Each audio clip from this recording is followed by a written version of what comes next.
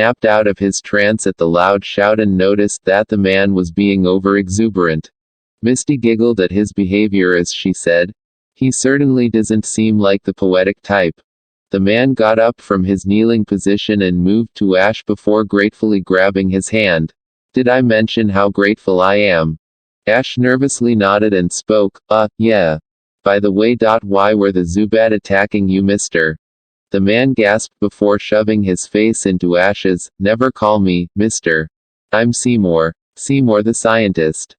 Ash flinched at the man's exuberant attitude as he was now uncomfortable being around the man.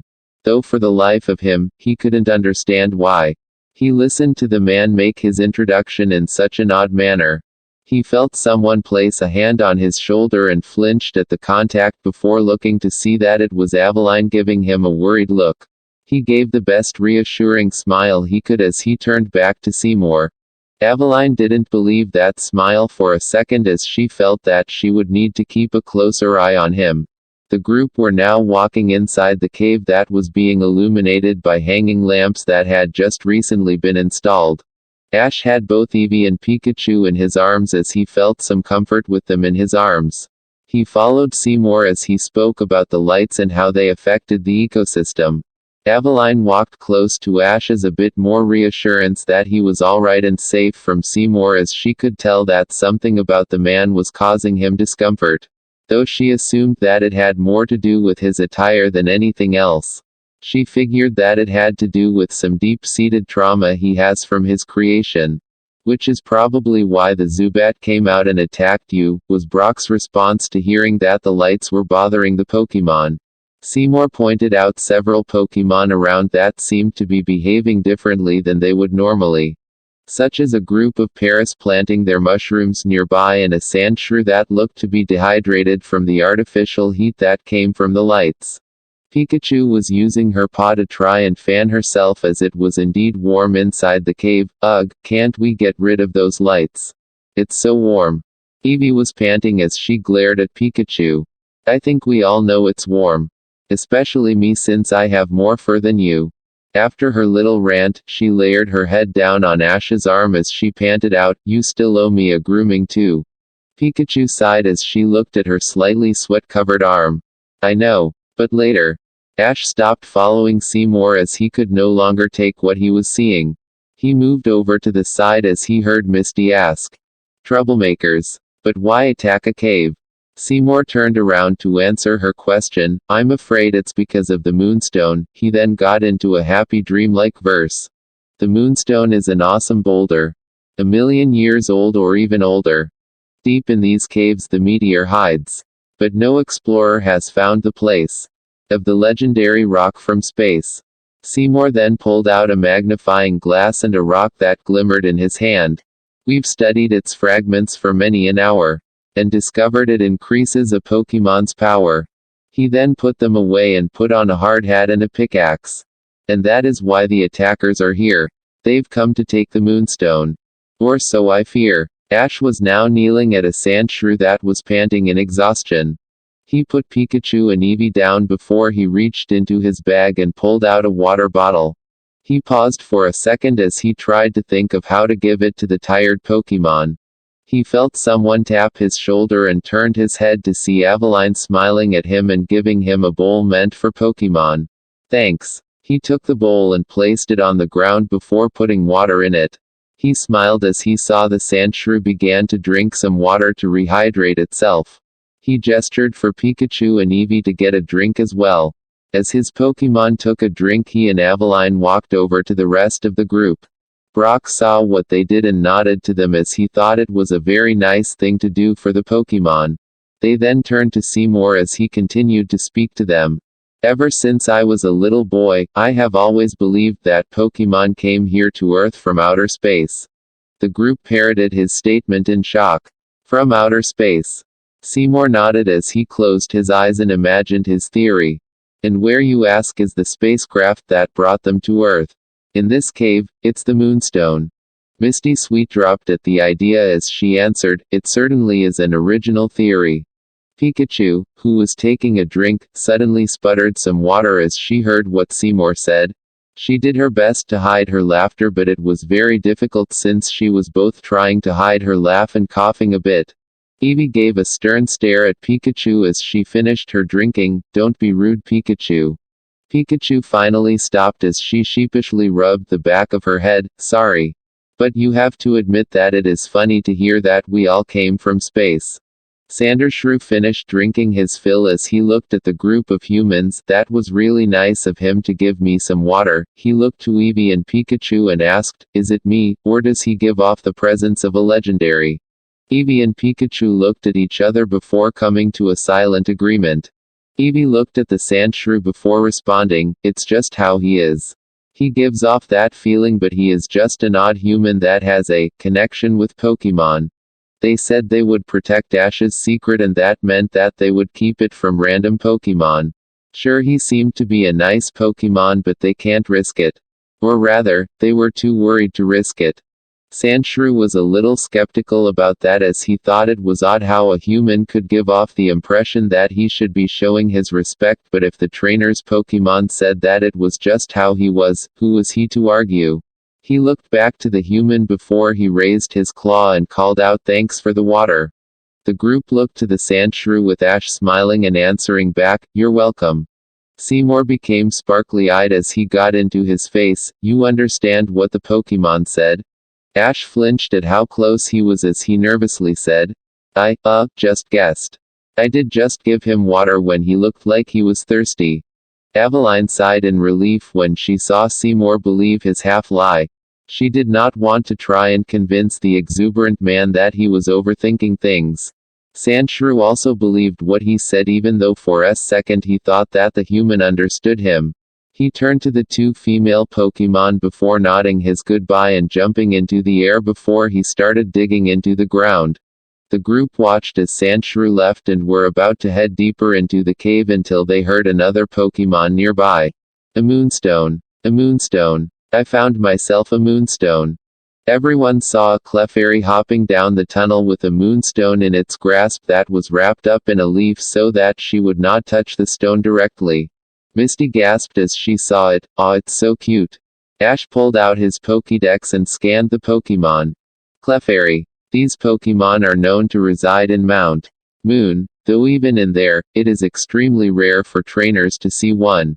Ash gained stars in his eyes as he was so tempted to pull out a Pokeball and catch it, but as he pulled out one of his Pokeballs, his arm was grasped by Seymour and he froze once again and dropped the ball. He nervously looked at the man who had a stern look, which did not help his nerves. Sorry, but it's best that you don't catch the Clefairy. I hope you understand. Ash gulped as he nodded. Sure. He felt relief when Seymour let go of his arm and took a step back. He looked at his arm in confusion and fear. Why am I so scared? He saw that his hands were trembling and tried to get them to stop. Aveline saw this and grew worried about him, but she wasn't the only one to notice this. Misty and Brock saw this and grew concerned about the youngest of the group. Ah, They were all taken out of their own thoughts as they heard the Clefairy they just saw cry out. They all began to run off to see if they could help. As they rounded a corner they saw a familiar Meowth lording over Clefairy. "Don't be afraid of me, OWTH. Ash cried out at the sight, "It's Meowth." Meowth turned to see them arrive. "MEOWTH, what are you doing here?"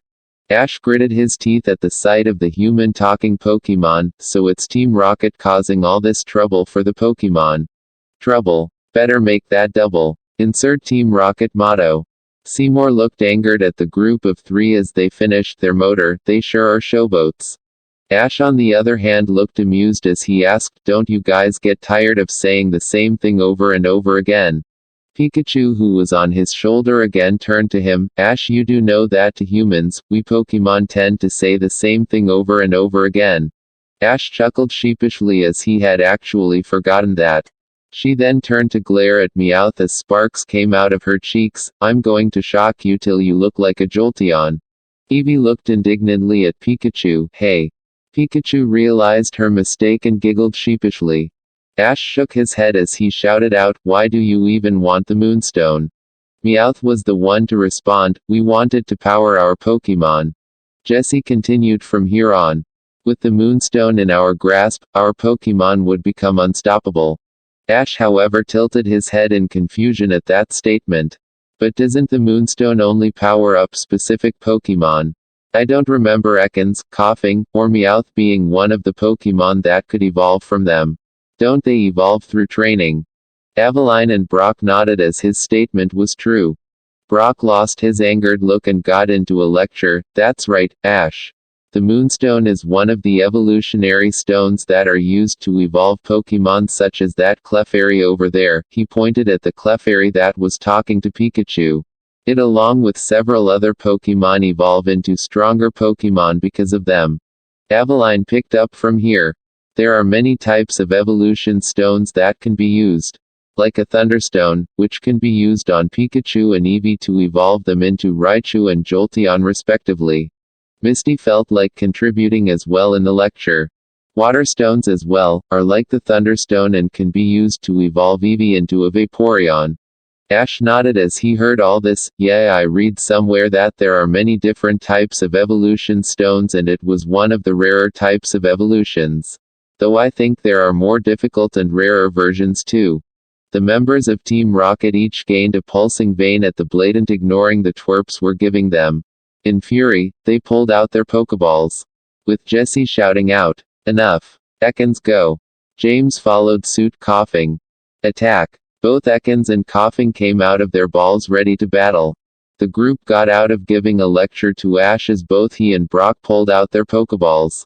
Ash looked to Misty and Aveline and whispered out, "Get Seymour and the Clefairy out of here." Misty nodded as she began to push Seymour out of the area. Aveline did not move as she did not wish to leave Ash. She was about to say as much when Ash spun his hat around, ready for battle. Ash and Brock pulled back their Pokeball and sent out their Pokemon. "Oddish. Let's go." "Here we go." The boys sent out their Pokeballs releasing Oddish and a Zubat. Aveline saw the look in Ash's eyes as he got ready for battle. She wanted to stay and protect him, but with how things are now, she had to get Clefairy out of the way. "Please be careful, Ash." She then spun around, picked up Clefairy, and ran off. Pikachu and Eevee sat on his shoulders as they stood by him for the battle.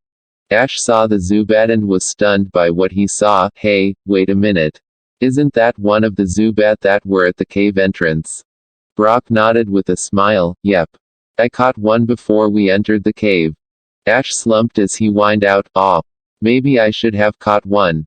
Pikachu used her tail to slap Ash in the head. "Focus on winning this battle." Ash nodded as the battle started. Oddish and Zubat versus Ekans and Coughing. "You know the drill, choose your battle music." James gave out the first move. Coughing, Smog. Coughing released a dark grease smoke out of his vents that began to fill up Ash's side of the battle. Brock quickly countered, "Zubat.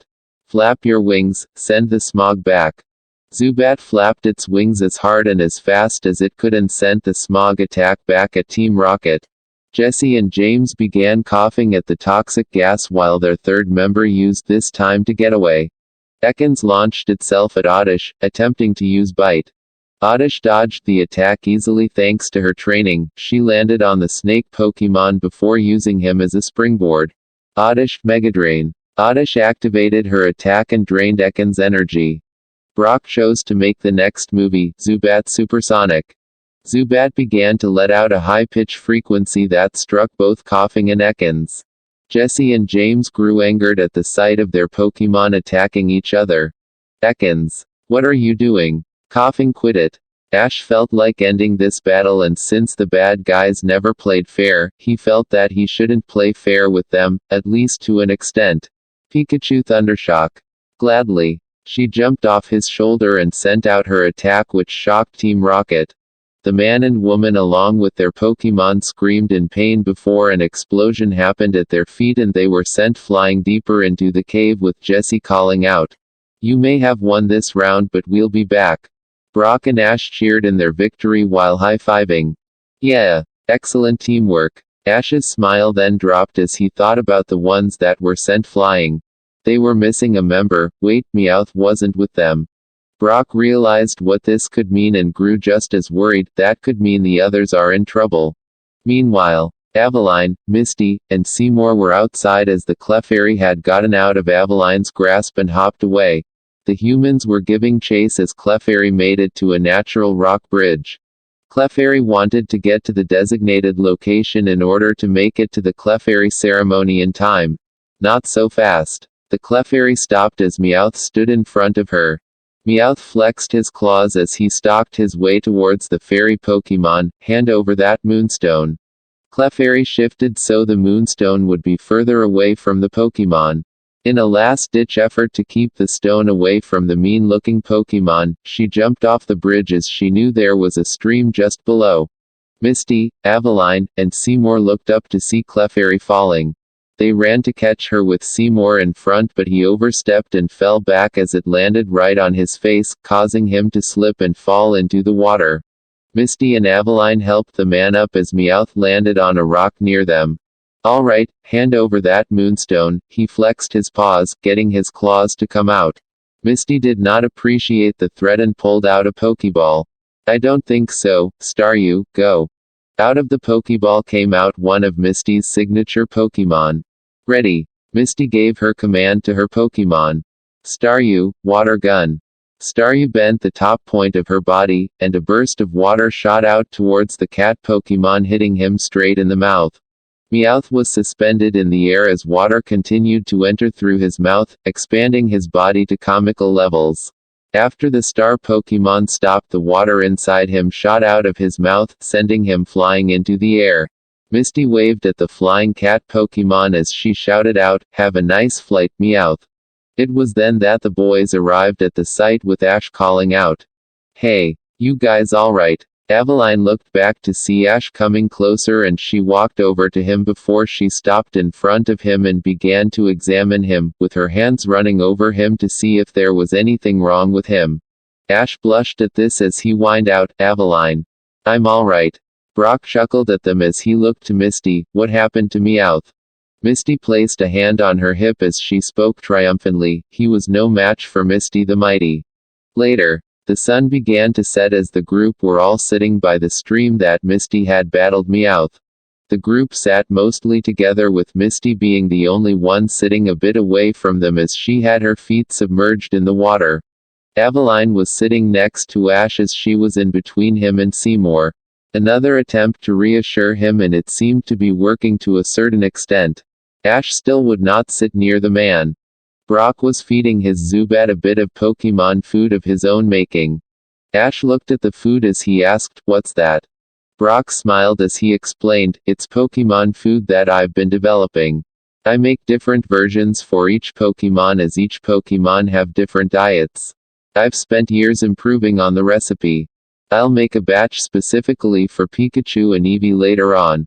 They can have some of this while we are here though, since this batch is a more generic one." He handed over the container to Ash.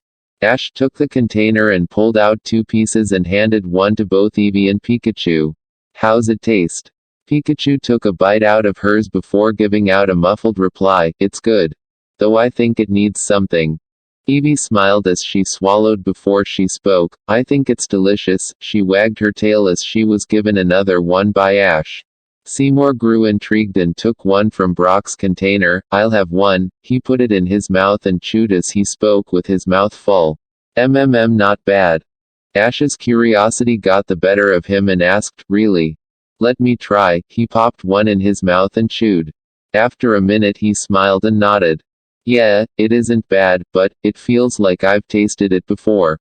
Brock laughed at this as he could not believe that Ash actually thought it tasted good. Well, maybe you've had Pokemon food before and didn't realize it. Aveline chuckled nervously at that as she sweet dropped, you have no idea, Brock. Clefairy was also eating some of the food that Brock gave her. She was grateful for these people saving her from the bad people. After she had finished her meal, she made a decision. Hello.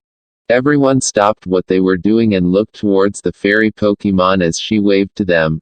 Clefairy gestured for them to follow her before she picked up the Moonstone, careful to make sure that she grabbed it by the leaf it was wrapped in and hopped up towards a certain direction. Ash looked to the group. I think she wants us to follow her. Misty perked up at this and spoke for the group, then let's go. The group hiked up the mountain as fast as they could to keep up with the excited Clefairy. They all wondered where the Pokemon was taking them, but they didn't argue with it since it seemed so happy about them following her. After they climbed up a good bit up the mountain, they came upon a well-hidden cave that they figured no one would really find since it was so out of the way, hidden by a forested part of the mountain. They entered the cave to see Clefairy standing in front of a massive rock that sparkled in the moonlight. The group was in awe at the sight as they had not seen anything like this before. Ash stepped forward to stand in front of the Clefairy but not looking away from the rock. What is that? Clefairy smiled up at him before she said, it's the Moonstone. She turned around and walked up to the Moonstone before slowly unwrapping the Moonstone in her grasp and gently placed it at the base of the massive Moonstone, which was already full with a ring of Moonstones of the same size as the one she had. The Moonstones all began to glow brightly as the cavern began to sparkle as well. Soon a large group of Clefairies appeared and gathered around the Moonstone. The fairy Pokemon that led them there then stepped forward and spoke for the group behind her. Welcome to the Clefairies Moonstone ceremony. We all come here to pray to the Moonstone so that we may be chosen to evolve. Then she and the other Clefairy began to form a circle around the Moonstone and started hopping around in a well-choreographed wave. Ash and his Pokemon were the only ones that understood what was said, and they were amazed that they would witness something that they felt no one else would. The others, however, did not understand, and Misty asked, what do you think it said? Ash wanted to tell them what Clefairy said, but he had to keep his ability to talk to Pokemon a secret and looked to his two Pokemon for an idea. Pikachu thought about it for a second before she spoke. Follow my lead. She hopped off his shoulder and stood in front of the group. She then began to wave her hands in a manner that made it look like she was playing charades. Ash quickly picked up on this and began to try and translate for the rest of the group. The Clefairy, gather around to pray to the Moonstone. Pikachu brought up a sign with a circle on it, signifying that he had gotten it right. We can use this to translate to the others. Seymour looked at the large Moonstone as he asked, is it because the Moonstone fell from the heavens? The group smiled as they watched the Pokemon dance around the Moonstone, with Misty adding her own thoughts. Then maybe the Moonstone really did come from outer space. Seymour then gained a look of amazement as he raised his arms into the air. Ooh, it all makes sense now. Aveline was the one to ask, what does? Seymour began pointing to the sky, outer space. Pokemon. And the human race will ride the Moonstone into space. He then gained stars in his eyes as he smiled widely, first to the moon, then to Mars, then together to the stars. Stars, as that's our cue. The group turned around to see that Team Rocket was once again bugging them as they stood at the entrance. Ash glared at them, you guys don't know when to quit. Seymour moved forward and spread his arms as if to protect the stone behind them. You keep away from the Moonstone or else. James scoffed as he mocked, or else. Is that supposed to be a threat? Seymour's leg began to shake with a very audible rattling. The Moonstone BBB belonged to the Clefairy. Not why you troublemakers. James shrugged his arms as he asked in a mocking tone, what's that unusual sound? Jesse laughed at the scientist, his knees are shaking. Meowth shook his head at the pathetic sight of the scientist, sounds like a wimp. Seymour, not appreciating being made fun of, chose to charge at the trio, I'll show you. As he ran, he closed his eyes and yelled as if he was giving a battle cry. Unfortunately for him, he couldn't see anything, so he ended up tripping on Meowth's foot before he fell to the ground, losing his glasses. Ash gritted his teeth at this. Sure, he did feel uneasy around the scientist. But these guys are just despicable. We won't let you take the Moonstone. He pulled out a Pokeball ready to battle them once more. The Moonstone is yours. It belongs to the Clefairy and we will protect it for them. The Clefairy all witnessed this stranger stand up to protect the Moonstone that they had worshipped for many generations. As they gazed at his back, they all felt the presence he gave off. It felt like a legendary Pokemon. Legendary Pokemon were beings of great power that had watched over many different aspects of the world, and here was a boy that gave off the same presence. They felt the need to assist the boy in protecting what was theirs. They all looked at each other and all came to a silent agreement before they all stood side by side before they lifted their arms and lifted a finger on each arm. Everyone noticed the Clefairy and watched as they began to wag their fingers left and right. Jesse asked incredulously at the action, what are they doing? James shrugged as he was just as confused, waving their fingers. Everyone began to bob back and forth in tune with the fingers and their chanting. Though Ash and his Pokemon understood what the chanting was. Metronome, metronome, metronome, metronome. Aveline helped Seymour up as she handed him his glasses. She looked at the Pokemon and spoke, this is a move that the Clefairy are most known for. It's metronome. Everyone watched as the Clefairy continued to use their move. Ash then remembered that the move had several unpredictable results, but there were a few that were more prominent. If this is metronome, then wouldn't that mean that? Aveline understood what he was getting at and quickly called out, quick, everyone take cover. Brock and Misty were confused about this before they were dragged away by Ash while Aveline grabbed Seymour. They all hid behind the Moonstone itself since there was no other place to hide. Ash had dealt with the move before, and more times than anything else it ends up as one of two moves. The Clefairy then stopped wagging their fingers as they all began to glow white. Team Rocket were confused about what was happening until they got their answer, in the form of the move explosion. They were sent flying out from the open ceiling, singed and in pain. As they flew, they shouted out, looks like Team Rocket's blasting off again. The Clefairy, despite being in the explosion, all smiled as the move did nothing to hurt them. Ash and his friend held on to each other as the wind from the blast nearly sent them flying. Pikachu and Eevee clung to Ash's shirt for dear life, with Pikachu using her paws while Eevee used her teeth. Once the wind died down, they all let out a sigh of relief before they looked up at the Moonstone, toss that it hadn't moved from this spot. Brock gave a low whistle, wow. The Moonstone is tough. The group got up and moved to see if the Clefairy were okay, but paused as they witnessed something incredible. The smalling Moonstones had been shattered and particles of them behaved to float around, touching several of the Clefairy. A good amount of the Clefairy began to evolve into Clefable. Ash pulled out his Pokédex and scanned one. Clefable. These Pokémon are rarer than the previous form Clefairy. They are known to remain high in the mountains away from public areas. Wow. Seymour smiled as he spoke up, I've decided to live here with the Clefable. He saw the kid's shocked expression and elaborated, it's been my dream to find the Moonstone and travel into space with the Pokémon. The group nodded as they thought it would be nice to travel into space. Brock nodded as he spoke, well, if you do go into space, don't forget to send a postcard. After a while, the ceremony came to a close and the Clefairy and Clefable began to hop away to find a place to rest. The group left the cave and found a nice grassy spot to set up camp. Ash was pulling out his sleeping bag so he could sleep under the stars, but he was suddenly stopped by a firm grasp on his shoulder. He looked back to see the stern look on Aveline's face. Ash, what are you doing? Ash didn't know what he was doing wrong and answered as if it was obvious, getting ready to sleep. came his questioning answer. He had always wanted to sleep under the stars and thought that he would get the chance to do so now. Aveline shook her head as she stood up straight. No.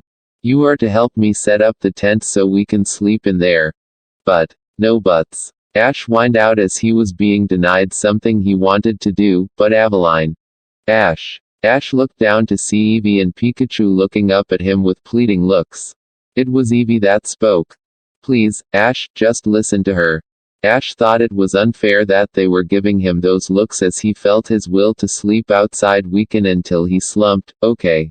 Aveline's stern look shifted to a pitying look. I know you want to sleep outside, Ash, but please just trust me. You need to sleep inside the tent. Ash looked at her as he asked, but why? Aveline bit her bottom lip as the look on his face made her want to tell him, but she knew that it was for his own good. I will tell you one day, Ash, but for now, just listen to me, okay?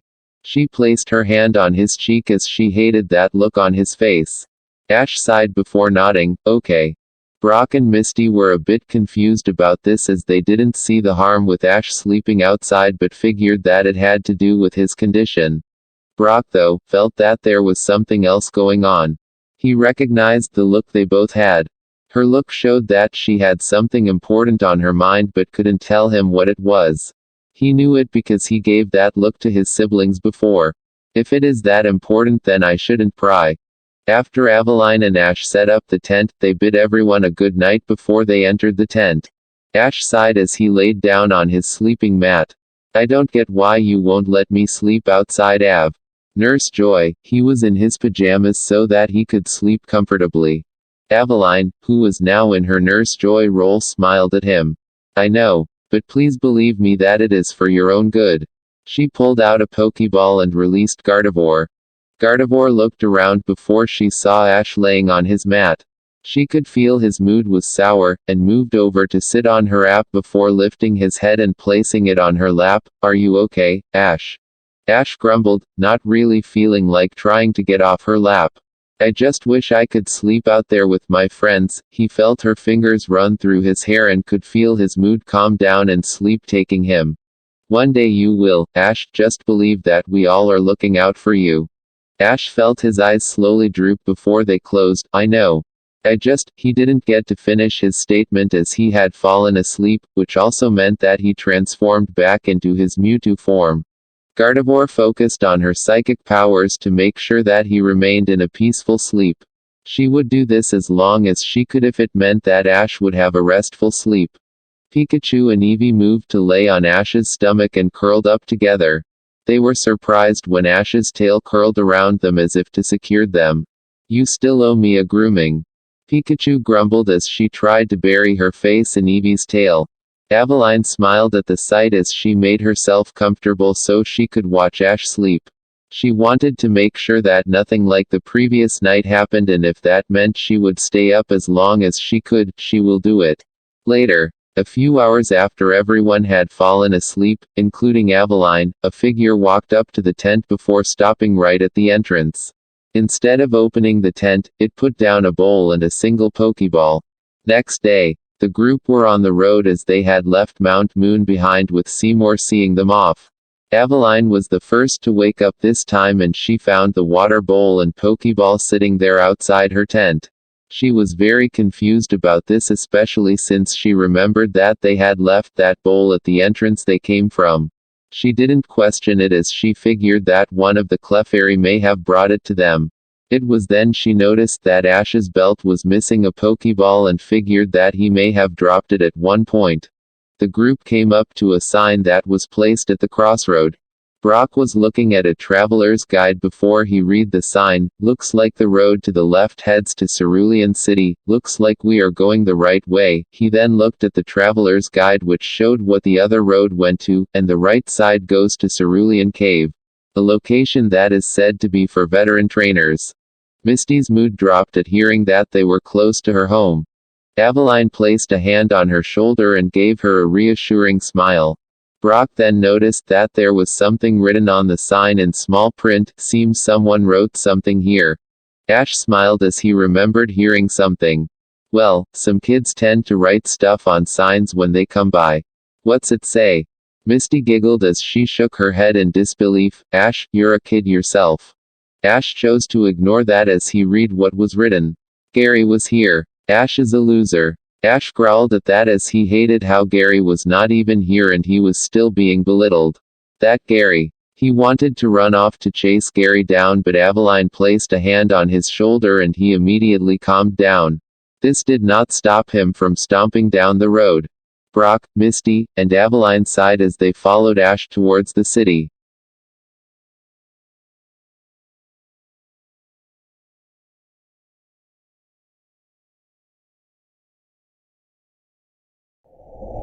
Hey guys, if you like this video, please do one thing, like it, share it with your close friends who love to watch Pokemon or any fanfic of anime which are related to specific genres. So please do that and turn on the bell icon for notification of these any other series which are still ongoing on channel.